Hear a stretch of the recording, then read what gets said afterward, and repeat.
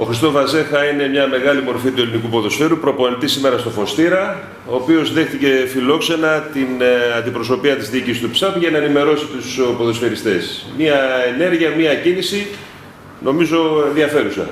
Καταρχήν, χρόνια πολλά, καλή χρονιά σε όλους, με υγεία.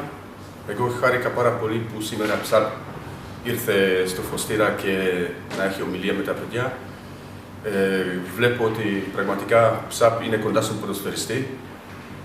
Σε δύσκολες εποχές που είμαστε αυτή τη στιγμή. Πιστεύω αυτή η προσπάθεια που κάνει η ΨΑΠ είναι καλό για το ελληνικό ποδόσφαιρο.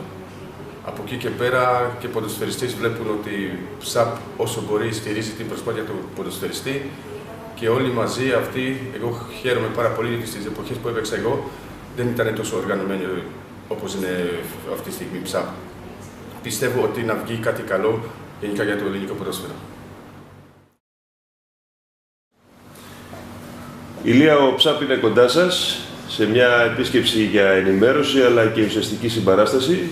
Οι ποδοσφαιριστές του Φωστήρα βέβαια αποχαιρετούν το 2014 σε συνθήκες οι οποίες είναι πράγματι δύσκολες.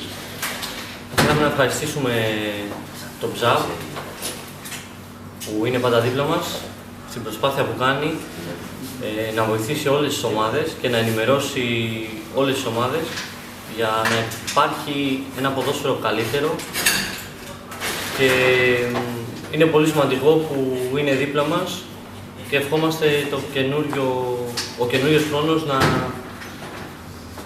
να φέρει ένα καλύτερο επαγγελματικό ποδόσφαιρο. Με λιγότερα προβλήματα για τις ομάδες και τους παίκτες. Σίγουρα.